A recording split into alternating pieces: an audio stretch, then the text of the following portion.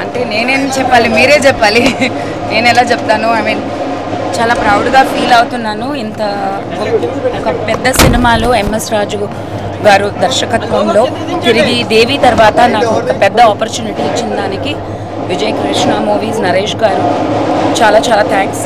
And నాకు cinema అయితే భలే నచ్చింది. It's a family entertainer, family drama. All characters జస్టిఫైడ్గా ఉండింది. నేను ఎంజాయ్ చేశాను. Hopefully you will enjoy too. Please watch in theatres. మీరే చెప్పాలి ఇంకా.